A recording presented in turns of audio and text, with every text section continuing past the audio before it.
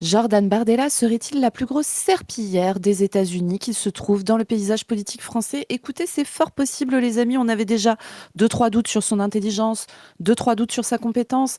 Maintenant, nous n'avons plus de doute sur le fait que lui aussi est payé par la CIA. Nous avons trouvé un incroyable extrait où il fait face à Darius Rochebain et il parle notamment des droits de douane imposés par Trump. Et alors, vous allez voir le gars. Le niveau de serpillière est quand même extrêmement élevé. Pour vous rappeler, Macron a tenté la technique serpillière juste après l'agression du Venezuela par les États-Unis. Et très rapidement, il s'est passé un truc incroyable. Vous avez vu notre vidéo sur son passage à Davos. Le gars a capté que c'était pas la bonne technique. C'est pas ça qu'il faut faire. Même Macron s'en est rendu compte. Même les conseillers de Macron s'en est rendu compte. Mais ce n'est pas encore arrivé aux oreilles du petit Jordan. Et donc, on va regarder ça avec Chris. Chris, es-tu prêt à voir Jordan s'aplatir et lécher les Santiago de Donald Trump? Ouais, Oui, bah, tu as l'image. Oui, tu as ouais, l'image, c'est je ça. le sais. Il n'y a pas eu l'effet Reban chez Bardella. A priori, il a un petit train de retard. Bah, ça montre qu'il n'a pas le niveau, mais je pense qu'on va le démontrer encore plus là-dessus. Il n'y a que Duhamel pour croire qu'il a une intelligence froide. Voilà. Alors, il est plus froid que intelligent, j'ai l'impression. Mais Je ne sais pas si la vidéo du ML sera sortie quand vous verrez celle-là, mais sachez que nous vous préparons un gros bilan des hommes politiques et une un peu des femmes, revue. mais surtout Une... des hommes. une- Surtout des hommes politiques français par Alain Duhamel, le journaliste de cour présent depuis 1864 ans. Ça va être incroyable, mais ça sortira probablement après ce que vous êtes en train de voir là. Pardon, je spoil un peu. Il Mais spoil, mais c'est pas grave, ça vous fait un petit teaser. ouais, donc non, vraiment, c'est vraiment quelqu'un, on l'a dit dans plusieurs capsules, et surtout une dédiée à son relooking, là, ou à son coaching, qui a rien dans le ventre, qui comprend rien, et que du coup a un train de retard sur ce qui se passe sur les événements. Macron est fort parce que c'est une bonne girouette, parce qu'il sait comprendre les événements. Lui, c'est une girouette qui suit une girouette. Ah, ça, c'est vraiment les pires politiciens. Ils attendent que la première girouette change pour changer. Mais sauf qu'entre-temps, bah, souvent, ça a changé. Donc, non, il est vraiment très faible. Mais ça va nous permettre de voir un petit peu les tâtonnements de l'extrême droite pour se faire inclure dans l'économie et de se faire rassurer l'économie française. Et l'inconsistance de Bardella qui, bah, là, navigue entre Trumpisme et mélonisme, on sait pas trop. Donc, on va regarder cet extrait du camarade de Glupatate qu'on salue, un ami, un camarade. Donc, allez voir son compte, c'est toujours très intéressant. Et donc, voilà cet extrait à LCI. Donald Trump est partout. Il est là, on voit bien à quel point il habite la politique internationale. Parfois avec un certain nombre d'idées que vous partagez, on en reparlera, et parfois contre. Vous dites souvent, en termes de rivalité des puissances, on y est. Et ce soir, il ouvre les hostilités. Alors sur le champagne, sur les produits alcoolisés, il menace. Ce qui est marrant, c'est qu'il lui, tu sais, il lui fait Donald Trump est partout. Il se fout un peu de sa gueule, je pense, en mode quelle énergie, tu sais, le fameux où trouve-t-il toute cette énergie? Pour moi, il y a une ref un peu. D'imposer très rapidement des droits de douane de 200%. Alors, quand il tape, sur vin, champagne et produits alcoolisés venant de France et d'autres pays de l'UE. Comment réagir ? Il faut que l'Union européenne comprenne maintenant qu'il faut arrêter la naïveté. Là, déjà, l'entretien d'embauche, bon. Ouais, quand même, quoi, tu vois. Là, déjà, c'est pas Va mal. falloir dire que, voilà quoi. Ce gars veut être président de la République, soi-disant, c'est un génie de la... Mais vraiment, je vous le dis, Bardella, mais le nombre de points qu'il va perdre, s'il est vraiment candidat, ce dont on ne pense pas, mais vous allez voir sa courbe d'intention de vote, surtout dans un monde en crise, avec des Trump, avec des guerres, mais vous allez voir, dans un pays de vieux comme la France, qui a une vision de la grandeur de la France, de mettre ce gamin débile inculte à la tête de l'État. Vous allez voir à quel point le type va perdre tout son crédit, ça va être hilarant. Il faut arrêter la naïveté commerciale et qu'il y a peut-être plus urgent que de réglementer le bruit des tondeuses à gazon, par exemple. Moi, je l'ai dit dès que Donald... Mais tu sais, mais c'est que là, il est dans sa phase libertarienne, tu sais. Ouais. C'est comme là maintenant, donc moi je call, ce qui doit se passer, c'est qu'il doit y avoir plein de gars, de milieux d'affaires, mais tu sais, les milieux d'affaires les plus débiles, tu sais. Parce qu'il y a des capitalistes intelligents, il y a des capitalistes malins, Ouais, et puis il y a des capitalistes complètement débiles, et je pense que c'est ceux qui croient en Jordan Bardella. Tu vois, je pense vraiment qu'il y a une dialectique entre les deux. C'est-à-dire que Bardella est nul à chier parce qu'il est conseillé par des gros débiles, et les gros débiles conseillent Bardella parce qu'ils pensent qu'il est pas nul à chier, tu vois. Et du coup, tous ces gens-là se retrouvent entre eux et se racontent qu'ils vont voilà, diriger la France, etc. Et il est très, très, tu vois, tu sais, quand il tient ses discours pro-business, etc., en fait, il tient des discours un peu de libertarien, de Nicolas qui paye, tu sais, il essaye d'aller sur ce truc-là, qui le rapproche du coup de la droite LR qui part aussi dans un délire comme ça beaucoup.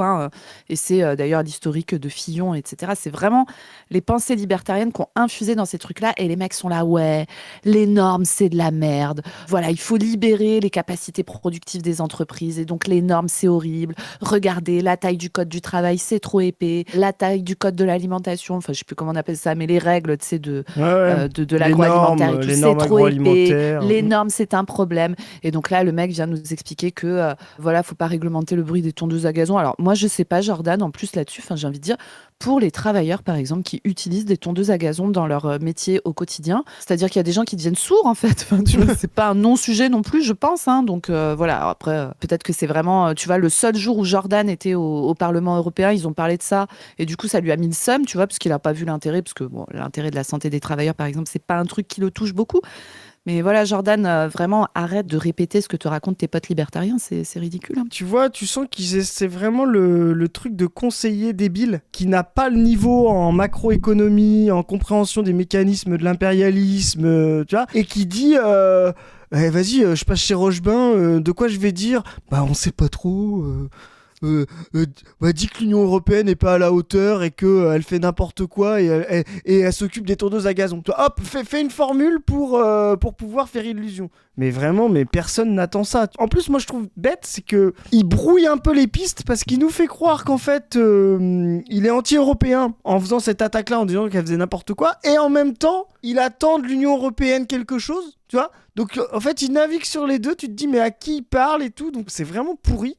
Parce que soit tu attaques frontalement l'Union Européenne en la rendant responsable de l'atlantisme et du néolibéralisme, parce que c'est ça la bêtise qu'il faut bien comprendre. C'est que l'Union Européenne, oui, elle fait des trucs sur les tondeuses à gazon, elle fait des normes, elle adore l'administratif. Elle n'existe que par du papier, elle n'a pas d'armée, elle n'a pas de population à gérer, enfin ce n'est pas un État. Mais elle est aussi tenant du marché mondial. Je veux dire, tu parlais des capitalistes intelligents, les capitalistes intelligents, il y en a à la BCE, il y en a au Parlement européen, tu vois. Ils comprennent très bien ce qui se passe avec Trump, et voilà, ils ne sont pas simplement des petits gras de papier, voilà. Donc ils masquent la réalité européenne de fond, qu'elle est dans l'atlantisme, qu'elle est dans le marché mondial, qu'elle est tenant du néolibéralisme, pour paraître intelligent, mais vraiment il paraît bête, et en plus il fait une mauvaise critique de l'Union Européenne, ce qui va à mon avis, pour son électorat qui est anti-européen, pas vraiment répondre à ses attentes, quoi. Donald Trump a été élu, vos confrères m'ont posé la question en me disant, mais est-ce que l'élection de Trump c'est une bonne chose ? J'ai dit oui, c'est une bonne chose pour l'Amérique, parce qu'il va défendre l'intérêt des Américains, et d'ailleurs c'est précisément pour ça qu'il est... Bonne chose pour l'Amérique, c'est donc une mauvaise chose pour le monde, et toi... Oui, tu sais, c'est quelle dinguerie de dire ça, mais après c'est une manière de s'en sortir et de faire du vide, comme tu l'as dit juste avant.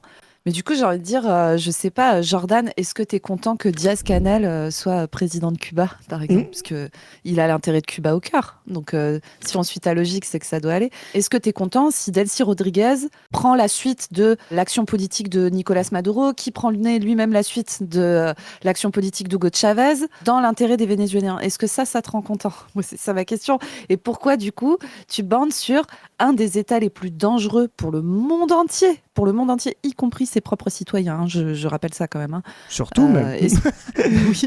Alors surtout, je dirais pas ça, Chris. Ça dépend lesquels. Je dirais pas surtout, ça dépend lesquels. Ça dépend quelle fraction de la population américaine, enfin états-unienne, pardon. Mais oui, est-ce que tu es content ? Parce qu'il faut quand même se rappeler que toute l'extrême droite française, c'est gargarisé de la prise de pouvoir de Trump comme les gros débiles qu'ils sont. Après, est-ce que ça nous surprend, Chris, que l'extrême droite française, dans un moment de crise du capitalisme, préfère s'aplatir devant une puissance étrangère, d'accord, qui est beaucoup plus puissante que nous ? Est-ce qu'on n'a pas déjà vu ça dans l'histoire ?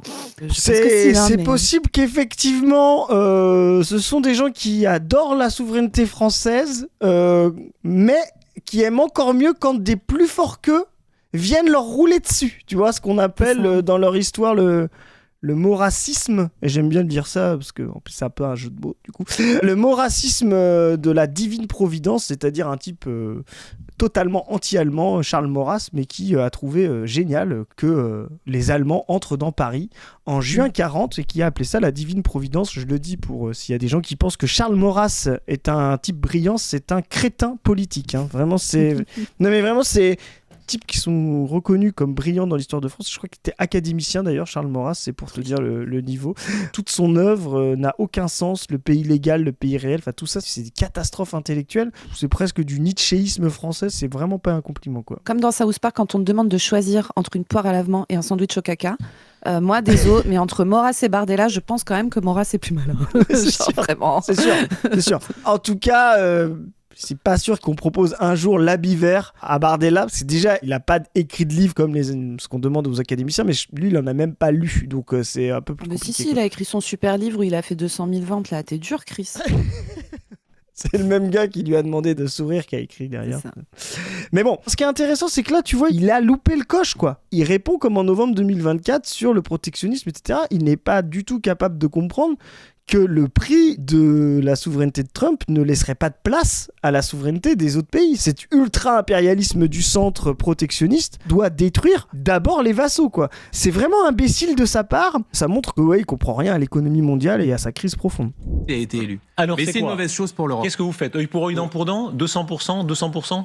Je pense qu'il faut d'abord arrêter la naïveté. T'as et entendu il faut quand même surtout... qu'il a dit c'est une bonne chose pour l'Amérique, mais c'est une mauvaise chose pour l'Europe. Mais du coup, dis pas que c'est bien. Parce que nous, tu vois, on est internationalistes. Le truc de ouais, l'Europe avant tout, Europa first et tout, c'est pas ma ligne, tu vois, moi par exemple. Mais lui, c'est censé être un patriote et tout. T'imagines le niveau, à quel point il a de l'urine de CIA dans le cerveau pour sortir, ouais, c'est super parce que c'est bien pour l'Amérique. Bon, c'est tout pourri pour nous, mais c'est super, quoi. Mais c'est quelle dinguerie, quoi. Mais c'est ça qui est intéressant, c'est que justement, là, il se rallie totalement au marché européen. Et il veut un protectionnisme du marché européen, ce qui est exactement ce que veulent les bourgeoisies européennes. Donc vraiment, il abandonne toute la critique de l'Union européenne, technocratique contre les peuples, contre la souveraineté des peuples, contre le social, etc. Et là, une fois de plus, il va se percuter avec Marine Le Pen, qui est pas du tout sur cette ligne-là. Voilà, donc là, il est en train encore de donner des signaux au capitalisme national français, qui a besoin d'espace Schengen, qui a besoin un peu de libéralisme, qui a besoin un peu de trouver, tu sais, des camions lituaniens ou polonais. Ça, c'est les petites PME françaises qui te disent, nous, on est patriotes, etc. Mais bon, si je peux prendre des Estoniens pour transporter mes marchandises entre Lille et Toulouse, je vais pas me gêner, quoi. C'est assez significatif. Libérer et déverrouiller les contraintes qui pèsent sur la croissance. Parce que si on ne relance pas l'économie française, si on ne fait pas la Vous n'allez simplification pas faire normative... Trump avec ça. Vous allez faire peur. Vous allez pas faire si, si. Et même dans Rochema, il regarde, il dit frère, tu n'as même pas une tronçonneuse. Comme Milei, tu as un sécateur. C'est pas avec ton sécateur que tu vas faire peur à Trump, tu vois. Vraiment, il a pas compris l'économie mondiale. Là, je sais pas, il est en 2012, quoi. Simplification, relance par l'offre et non pas par la demande. Tu vois, on critique Mélenchon. Moi, je dis, on critique Mélenchon avec son néo-keynésianisme par la demande. Mais clairement, et là, je sais pas s'il y a des gens qui sont patrons ou qui ont des place dans les syndicats de patrons là, CPME, MEDEF, si vous nous regardez, je sais pas s'ils sont nombreux, mais Zoé, nous on prend tout le monde dans les auditeurs, mais je vous le dis clairement, le programme économique de Mélenchon est plus intéressant pour vous que ces conneries, hein. Là, il vous emmène vraiment vers la crise profonde du capitalisme français. C'est-à-dire, le programme du RN devient pire économiquement pour le tissu industriel économique français que le programme de Mélenchon. Moi, je pense que le keynésianisme ne suffira pas à résoudre la crise, voire même c'est un problème. Mais là, je veux dire, le truc de refaire de l'offre, c'est le programme de Macron 2017 qui a échoué. Enfin, c'est vraiment une catastrophe absolue, quoi. peur à Trump en lui disant ça. Et si, il je vous met comprends. 200%. Ah si, hein. Il va trembler. Tremble, Donald. Nous arrivons. Sur la tête, vous lui dites il faut relancer la croissance. Mais bien sûr, vous avez raison, mais enfin, vous lui dites quoi? Vous lui répondez quoi? Absolument. Je dis qu'il faut arrêter de vivre au crochet des autres. Vous voyez, et qu'il faut sortir de ce monde où on attend finalement la décision des autres. Et moi, j'ai... Oh là là là là, Zoé, je te laisse la main parce que qu'est-ce que c'est que ces conneries, quoi. Mais vraiment, niveau, quoi. Mais t'imagines le gars? On parle de ce gars-là pour être président, il est face à Darius Rochebain, qui est un journaliste. Mais le gars, pendant la présidentielle, on va le mettre face à Mélenchon, mais face à Attal. Je veux dire, Attal, moi, nous, on pense qu'il va pas se... Mais si Attal se porte candidat, mais il le broie totalement. Imaginons un scénario où nous, déjà, on est en plan B, parce que Attal, Bardella au second tour. Donc on est vraiment dans une triple plan C. merde. Ouais, en plan C. Le graphique a échoué. Non, nous Chris, avons. Ouais, le graphique n'a pas échoué. Nous avons échoué à lire le graphique. voilà, nous avons Attention, échoué à lire le graphique. Non, mais donc- après, sinon, on se tape 3 semaines de grêle derrière. C'est Chris, ça. À chaque fois que tu, Ouais. à chaque fois que tu blasphèmes, donc Là, s'il c'est- te plaît, fais attention. C'est ça, et les sauterelles et tout, j'en passe. Voilà, nous avons échoué à lire le graphique, on arrive vers un néolibéralisme guerrier d'Attal, parce qu'il faut voir les discussions d'Attal en ce moment, enfin, je veux dire, il est dans un... Le Ah, gars, mec est c'est zinzin, hein. une folie, quoi. Mais moi, je te dis que Bardella face à Attal, il en fait qu'une bouchée, comme, tu sais, le premier débat Marine Le Pen-Macron 2017. Il va l'éclater. J'ai le sentiment que tout le monde est un petit peu atone depuis l'élection de Trump et que c'est les décisions de Trump qui vont paramétrer le paradigme de la politique française. Oui, quand même, Jordan, c'est le patron. Soit tu sors effectivement du capitalisme où tu bifurques un peu et tu vas t'opposer à Trump, soit tu veux t'aligner avec lui et pas être méchant en disant c'est bien quand même d'être élu pour les Américains, bravo Donald, tu vois. Comme Sarah Knafo et mon copain Zemmour, on aimerait bien être invités à ta cérémonie d'investiture, hein, parce que ça reste ça l'extrême droite, hein, c'est des gens qui se sont tous pointés, voilà. Et là, tu vas nous faire croire que tu vas t'opposer à Trump en faisant du capitalisme libéral en France. Mais vraiment, là on est dans la fanfaronnerie la plus complète. Hein. Si on veut demain rester une nation libre, si on veut rivaliser avec l'Amérique, il faut comprendre qu'en réalité... Rivaliser avec l'Amérique, Chris, qu'en Oui. penses-tu? Tout à fait. C'est une bonne idée, je pense. C'est vraiment le projet. En fait, c'est faire. quand on veut, on peut, Chris. Tu C'est vois, ça. si on libère les énergies, en 5 ans, c'est bon, je pense. Non mais En 5 ans, c'est bon. c'est là où il va se planter. Je pense que même les plus zinzins de droite comprennent que c'est n'importe quoi. Tu vois, les gens qui connaissent pas l'économie, qui sont derrière lui, comprennent que c'est pas sérieux, quoi. Je crois même d'ailleurs que son électorat zinzin, libéral, raciste, tu sais, mais même un peu populaire ou petit bourgeois, tu vois, classe intermédiaire, est très pro-américain. Regarde CNews. Alors sur CNews, c'est un déferlement de pro-américains. Ah ouais, est-ce que t'as vu CNews, ils arrêtent pas de chialer depuis l'intervention de Macron à Davos. Ah ouais. Ils sont là, franchement, on était bien là, on avait notre langue bien collée sur les fesses de Trump, on était nickel. Et là, tout d'un coup, le mec, il envoie tout valser, il dit qu'on va aller faire du commerce avec les Chinois, c'est horrible et tout. C'est trop marrant. Meilleur move de Macron, hein. Mais oui, non, mais c'est exactement ça. Et tu vois, effectivement, CNews qui est vraiment l'appareil. On a parlé Zemmour, Knafo, Bolloré, qui a vraiment l'atlantisme absolu. L'atlantisme et le sionisme. Hein. Moi, j'ai vu justement ces réactions-là. Il y avait Gilles William Goldnadel qui était en furie de dire mais non, comment ça se fait? On va pas être derrière Trump. Ça veut dire qu'on va abandonner Israël. Tu vois, c'est leur objectif absolu. Donc, mais je veux dire, son électorat ne croit pas à ça et en plus ne veut pas ça. Bah, vraiment, il fait n'importe quoi. Ce que nous annonce Trump, ce que nous lance Trump, c'est un formidable défi de puissance, d'aller conquérir le 21e siècle. Mais Et toujours pour pas répondu, cela- Jean Bardella. Je veux pas... C'est genre l'autre qui commence à Vous dire. n'avez toujours pas répondu, Jordan Oui. Bardella. Qu'est-ce qu'on fait avec les 200% de droits de douane, hein? Qu'est-ce qu'on fait, Jordan? Mais vraiment, les éléments de langage. Mais vous voyez, ça, c'est un truc qu'il va falloir le répéter.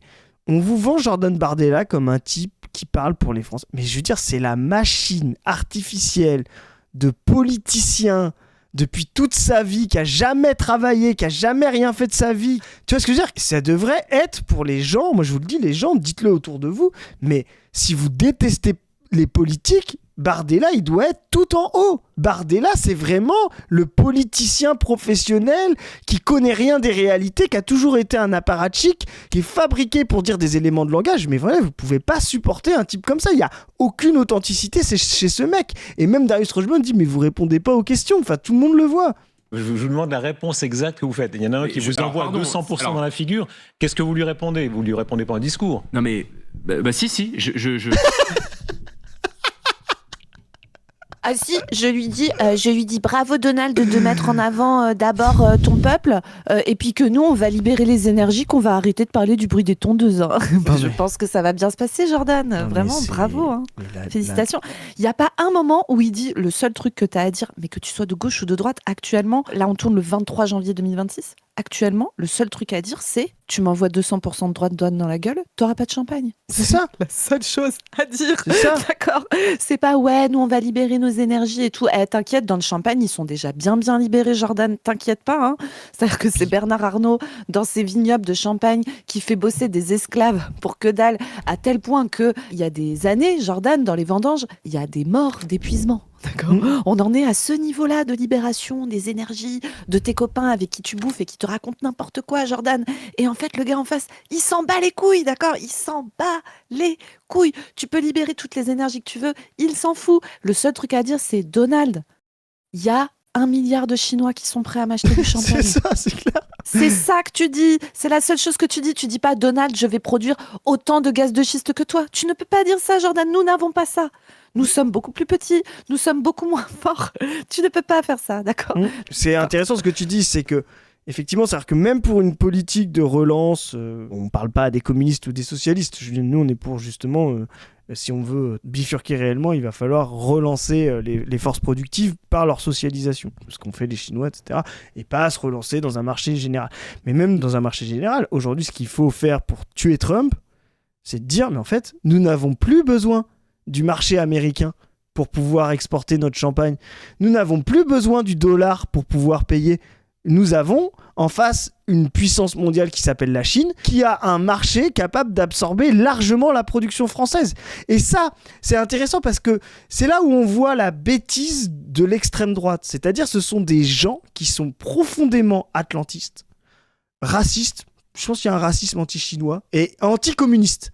Et donc, ils veulent se faire croire qu'ils sont dans une souveraineté nationale, alors qu'à la fin, comme tu dis, ils vont toujours lécher le cul des Américains parce qu'ils se voient comme Américains, ça les fascine. Donc, ils sont morts dans le film, ils vont mourir avec l'empire américain qui est en train de mourir. Et Jordan Bardella, ce que Jordan Bardella vous propose là, c'est ni plus ni moins que la vassalisation de la France définitive et la mort définitive de l'économie française s'ils tentent de vouloir rivaliser avec les Américains sans penser à la configuration mondiale du capitalisme. Vraiment, ces gens-là sont dangereux et finiront exactement comme tous les gens qui ont voulu rivaliser avec l'Allemagne en crise dans les années 30. On a parlé de Maurras tout à l'heure. Je rappelle le slogan de Maurras et de l'Action sociale, c'était la France. Maurras était carrément là-dedans. La France seule, nous face aux fascistes mussoliniens, on va faire le nôtre. Et à la fin, il se passe quoi ? À la fin, ça donne des supplétifs de la division Charlemagne qui vont se battre à la place des soldats allemands en Pologne, au pire du pire du pire, du génocide contre les juifs, du génocide contre les tziganes, le monde le plus dégueulasse. Voilà. Donc, ce que vous promet Bardella, c'est de soutenir Trump, parce que là, il valorise Trump, etc. Donc, de l'emmener, on l'a dit dans la capsule avec Padu, là, où tu sais, où il est devenu fanzous de Macron. Là. Sachez que Padu a maintenant un Moi aussi, un m'a portrait convaincu. de Macron. La pauvre Zoé est obligée de nous rééduquer parce qu'elle nous a retrouvé l'effet Ray-Ban. Mais ça, c'est un peu mascu, cet effet Ray-Ban, là. C'est un peu l'effet Top c'est Gun. ça, ils sont tous là. Regarde, est-ce que tu crois que la mienne, elle est aussi grosse que la sienne et tout. Et je suis là, non, écoute, cher Padu. Donc là, j'ai fait passer, vous savez, moi, je peux amender le règlement intérieur de la brèche toute seule. Ça fait partie des statuts.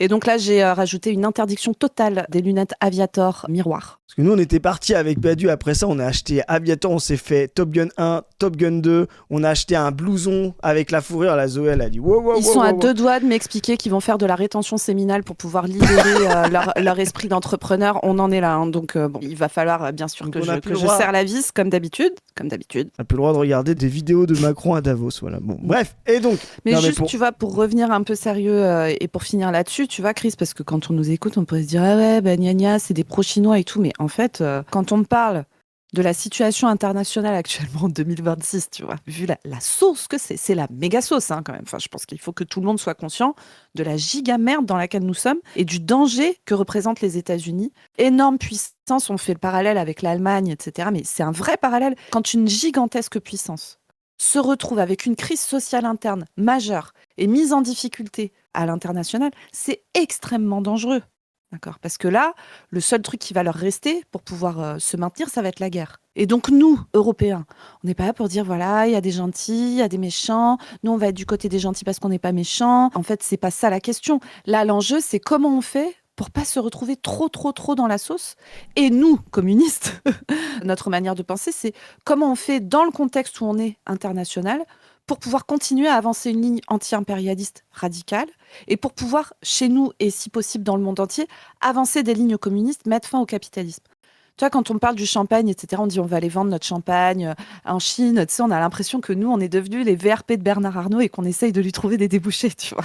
Alors qu'en fait, on pourrait discuter, tu vois, sur le champagne spécifiquement. C'est l'exemple sur les droits de douane. Mais en fait, la réalité, c'est qu'en interne, nous, on a envie d'exproprier Bernard Arnault, d'accord. Nous, on veut gérer les vignobles autrement, etc. Mais la question du commerce international devra quand même se poser, même dans un système communiste. C'est ça que je veux dire. C'est très clair. La question des échanges, quoi, plus généralement. T'as raison de venir là-dessus, parce que justement, la Chine est un peu à un carrefour. Comme elle a un système un petit peu particulier, très planificateur, très centralisé, très socialiste pour le coup, et une forme de privatisation, mais les acteurs ne sont pas des privés comme nous on l'imagine, des capitalistes comme les nôtres, ils sont encore contrôlés par le parti communiste donc chinois, donc c'est assez différent. C'est pas la même chose que nos capitalistes totalement indépendants dans le monde capitaliste du centre occidental classique. Mais là, ils sont à une logique, c'est que aujourd'hui, comme ils ont un excédent de capitaux et un excédent de production, ils sont obligés de exporter des capitaux, comme ce qu'on appelle l'impérialisme, on en a parlé dans la capsule avec Padu. En même temps aussi, faire en sorte que les marchés se relancent, c'est-à-dire trouver des débouchés à leur capacité industrielle. Donc ils ne peuvent pas utiliser ces capitaux-là pour compresser la demande, c'est-à-dire pour faire de l'extorsion de plus-value comme le faisait l'impérialisme simplement, c'est-à-dire pour utiliser de la marchandise travail pour produire. Ils doivent relancer des capitaux pour rebooster la demande en Europe et donc absorber leur production. Donc là, il y a un point d'équilibre qui peut se trouver justement de bifurcation. Comment on crée des échanges beaucoup plus égaux, c'est-à-dire des échanges où on va se partager la production mondiale, la rééquilibrer quand elle est trop déséquilibrée, trop désaccumulée, ce qui pourra aider la Chine justement de dire bah voilà, il y a trop de capacité industrielle donc on va les séparer, faire en sorte que eux ils puissent absorber aussi des denrées qu'ils ne produisent pas et qu'ils ne produiront jamais, justement comme du champagne. Et là, il y a toute une façon de faire et qui est la voie classique, c'est-à-dire de construire un monde d'échange sorti des règles du capitalisme néolibéral post-45, fordiste et néolibéral, ce qu'on appelle Bretton Woods, centré sur l'Amérique, centré sur le dollar. Et aujourd'hui, la tâche des Français, et plutôt des Européens, mais Macron a envoyé quelque chose là-dessus. Et ce qui est intéressant, c'est qu'il a des traits presque de Mélenchon. Quand il va chercher la Chine, c'est ce que dit Mélenchon aussi, donc faut faire le parallèle. La tâche vraiment des Européens, c'est de construire, de se dire, voilà, le monde libéral centré sur l'Amérique, et sa puissance du dollar est mort, il faut en créer un autre beaucoup plus horizontal, égalitaire, qui fasse plus de part à la périphérie et qui arrête d'empêcher la périphérie de se développer en extrayant de la plus-value.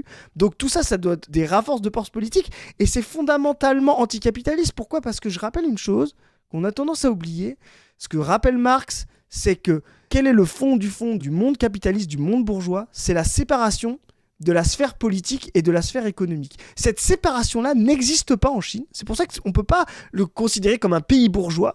Et il faut que le monde s'adapte à ça et de comprendre que le politique doit redevenir primordial par rapport à l'économique et que le politique doit diriger l'économique de tout temps et partout. Et ça demande justement du droit international, de la coopération, de la sortie de l'hégémonie du dollar et des États-Unis. Et c'est le meilleur moyen de tuer Trump définitivement et même d'éviter la guerre. Si on ne fait pas ça, on va aller vers les conneries de Bardella et d'Attal. Nous, il faut qu'on se renforce parce qu'ils ont raison de se renforcer, donc nous, il faut qu'on se renforce. Et à la fin, il y aura la guerre. Si demain, les États-Unis se sentent assez fous et voient des gens assez fous autour d'eux pour faire la guerre, ils iront en Chine et nous, on ira faire la guerre avec les Chinois, même si les Chinois ne veulent pas la guerre. Voilà. Donc, cette sortie des États-Unis, considérer que ce pays est terminé, ou en tout cas son hégémonie est terminée, avec une autre articulation mondiale, avec la Chine, avec le Sud global, avec la périphérie, c'est la tâche, voilà. Et je le rappelle, je ne vais pas encore flexer, mais on le fait de temps en temps. Quand on a fait, je me rappelle, on était à l'époque encore sur Twitch, on avait notre chef dans le chat qui nous dit hey, parlez de l'élection américaine, je ne sais plus de quoi on parlait à l'époque et tout. On a fait une capsule là-dessus et je me rappelle avoir dit, on retrouvera l'extrait peut-être, c'est une opportunité justement, les échecs de Trump, son incapacité à relancer l'économie, c'était prévu de A à Z, sera une possibilité pour les gauches européennes d'en sortir et de finir définitivement et de bifurquer de ces conneries-là, eh ben on y est. Et ça va être la tâche de 2027. Et on voit que Bardella est à la rue, c'est une opportunité. Et pour ça, je finis là-dessus, pour ça, il va pas falloir simplement dire on va faire du commerce avec la Chine. Je parle pour la France insoumise, là. Il va falloir muscler votre jeu parce que vous voyez que même Macron vient sur ce truc-là. Même Macron vient sur justement sortir un petit peu de l'hégémonie américaine pour commercer avec la Chine, pour avoir des investissements chinois. Ça veut dire que si Macron le fait, le PS le fera et donc ce sera pas suffisant. Donc il faut absolument que la France propose quelque chose de plus lointain, c'est de dire cette planification et cet échange coopératif et ce primat du politique sur l'économique que fait la Chine, il faut qu'on le fasse en France, en coopérant avec l'espace chinois et l'espace du Sud global. Tu as totalement raison parce qu'en fait, c'est des trucs qui demandent du temps et on va les développer cette année beaucoup. parce qu'il y a aussi plein de gens très basés qui travaillent sur ces sujets-là. Et moi, je trouve que là, tu montres bien, parce qu'on a un tel discours anti-Chine teubé, tu vois. En fait, il ne s'agit pas d'être pro-Chine ou anti-Chine, il s'agit de prendre acte des rapports de force actuels et de où est-ce que nous, on peut trouver, on va dire, une voie qui est la moins mauvaise possible pour tout le monde, notre peuple, mais les autres peuples aussi. Et donc, le discours anti-chinois est tellement fort que quand tu dis le modèle chinois de planification, etc., et d'inféodation de l'économie qu'au politique est un modèle vers lequel nous devons aller, plein de gens qui vont dire non, mais en Chine, du coup, il y a eu des salaires extrêmement bas, il n'y a pas de protection sociale, parce que c'est comme si on pouvait comparer exactement la totalité des pays de la Chine et la totalité de la France. Tu vois, évidemment que la Chine, quand elle fait son virage il y a quelques décennies, n'est pas du tout dans la même situation que la France, mais pas du tout sur plein de plans. C'est extrêmement difficile on va dire, à comparer, etc., de manière, on va dire, linéaire avec des petits tableaux. Donc ça, on fait pareil, ça, on fait pareil et tout ça. Mais la méthode générale de planification, la fin du capitalisme néolibéral est une nécessité. Et là, je donne un exemple très concret là, sur les questions qui sont posées actuellement. Vous voulez être un peu basé sur ce qui est en train de se passer aujourd'hui, mais là, du coup, la question de la monnaie, elle revient de manière centrale. Ouais. Et la question de la monnaie, c'est un levier de fou pour nous, communistes. C'est-à-dire de dire, on sort du dollar comme monnaie d'échange internationale. On fait une monnaie d'échange dont le rôle, c'est ça, de faire les échanges internationaux. Et nous, ça nous permet aussi, nous, de dire, on vous l'a dit plein de fois, vous savez, quand nos gouvernements viennent justifier les politiques néolibérales, etc., en nous disant la dette, on va avoir notre note qui se dégrade sur les marchés financiers. Du coup, on va payer de plus en plus de taux d'intérêt aux banques privées qui nous vendent les billets que nous imprimons nous-mêmes. Exactement. Rappel de ça, quand même. Rappel de la débilité du système dans lequel nous sommes actuellement. Nous décidons d'imprimer des billets, une banque privée nous les file et on paye des taux d'intérêt à cette banque. Et si vous faites la somme des taux d'intérêt que nous avons payés aux banques privées depuis qu'on a pris cette décision catastrophique dans les années 70, vous arrivez le montant de la dette française, littéralement.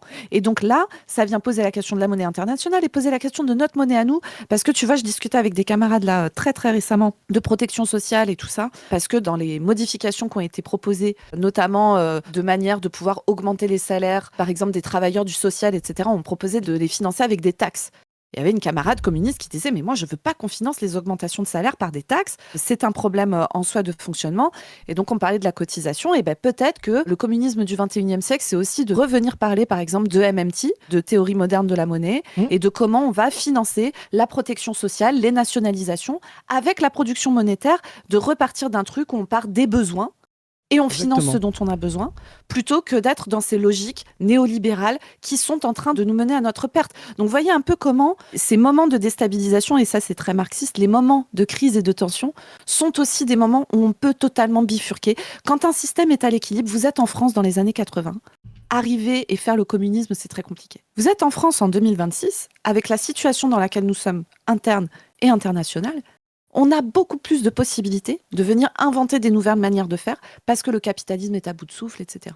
Donc voilà, j'espère que c'était clair. C'est vraiment des trucs qui vont nécessiter qu'on le développe beaucoup plus dans les prochaines années et les prochains mois. Mais voilà, on va s'y atteler. Et qu'on soit clair, c'est quelque chose de fondamental. C'est aussi les conditions de développement du centre sont aussi les conditions de la possibilité de renverser définitivement le capitalisme. Le capitalisme n'est pas renversable dès ses premiers instants, justement parce que la classe ouvrière et le niveau de socialisation, c'est-à-dire le niveau d'organisation générale et d'interaction entre la totalité de la société, n'est pas encore efficient. Et c'est ça quand on dit, par exemple, que la classe ouvrière n'est pas pareille partout dans le monde à tout moment et que ses potentialités révolutionnaires ne le sont pas et qu'elles sont empêchées justement par l'impérialisme. Parce que le développement du sous-développement, c'est justement le fait de maintenir la classe ouvrière des pays du Sud dans un espace résiduel.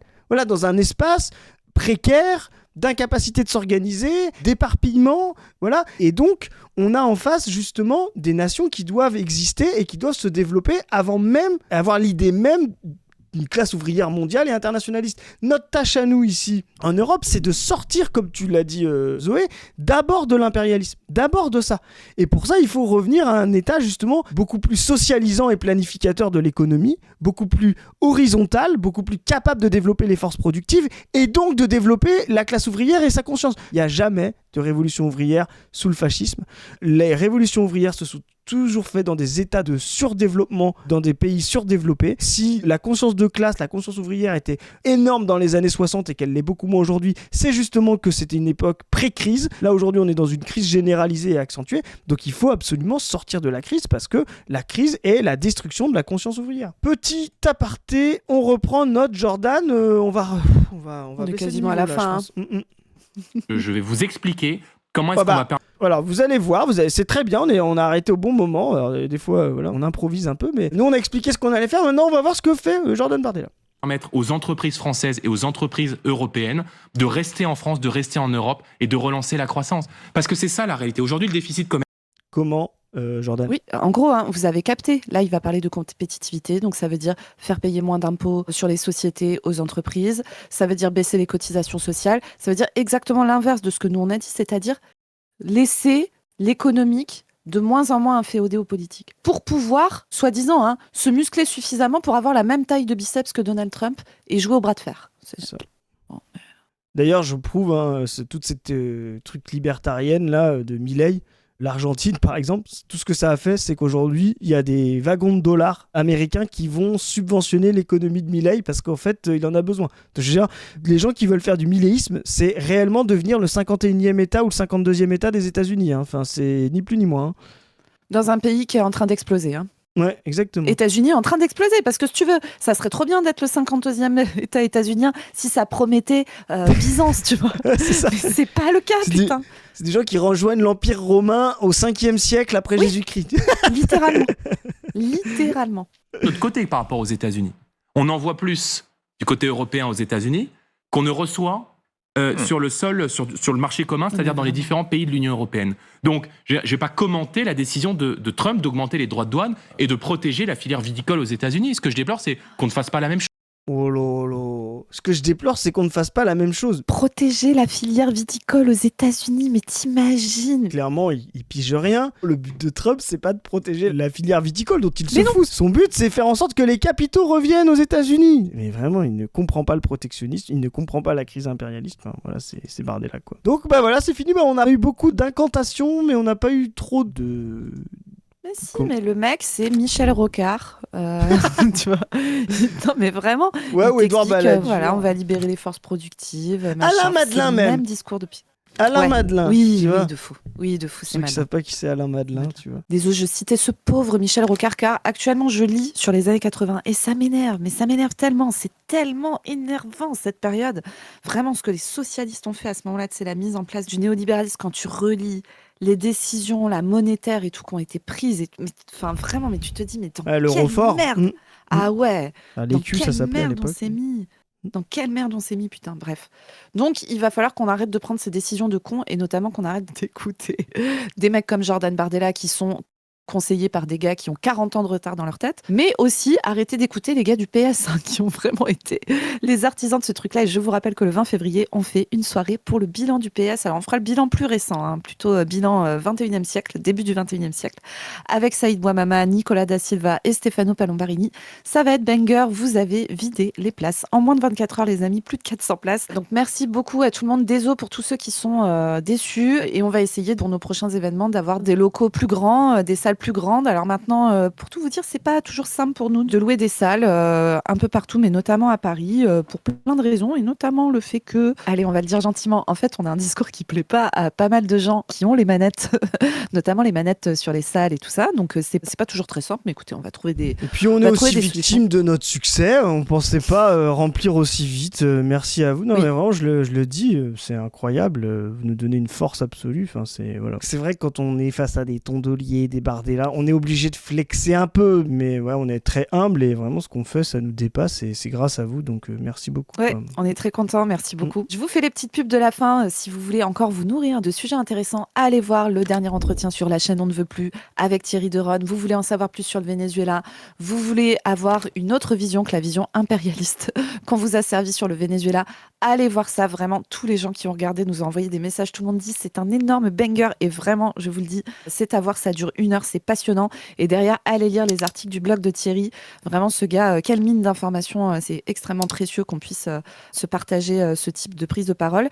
Allez aussi lire le dernier entretien de Position Revue. Pareil, on a des très très bons retours dessus. Entretien mené par Chris avec une sociologue qui écrit sur l'école maternelle, la gestion de l'enfance plus largement au XXe siècle. Et c'est passionnant. Ça parle de désembourgeoisement et tout ça. Vraiment, allez lire cet entretien. Il est très long, il est passionnant. L'autrice s'appelle Fabienne Montmasson-Michel et elle a écrit un bouquin à la Fabrique qui s'appelle Une petite histoire de l'école maternelle. Vous pouvez également, bien sûr, comme d'habitude, nous suivre sur nos réseaux, nous soutenir grâce au Tipeee. Merci beaucoup. On a passé les 4 000 €, là, on est très contents. Tout se passe bien. On a plein de projets qui arrivent pour les mois et les prochaines années aussi, que ce soit de l'événementiel, que ce soit de la production de contenu média, que ce soit aussi de la production théorique. Bref, on est sur plein de fronts. Merci à tous les nombreuses personnes qui nous aident à faire tout ça, parce que tout ça est un travail collectif. Vous voyez que 3 têtes à l'écran, mais il y a plein d'autres gens qui bossent avec nous et qui nous aident énormément. Donc voilà, c'est trop cool. Malgré une période politique qui est tumultueuse, mais du coup passionnante et du coup avec des possibilités de faire des trucs. Donc vraiment, c'est le moment, les gars, il faut pas doumer, il faut rien lâcher. Ah non. C'est le moment où il faut se structurer, se former, être organisé en collectif et discipliné et faire avancer les lignes qui permettront d'aller vers des jours bien meilleurs, on l'espère. Et sur ce, on vous dit à plus tout le monde, salut. Salut les gens. Salut.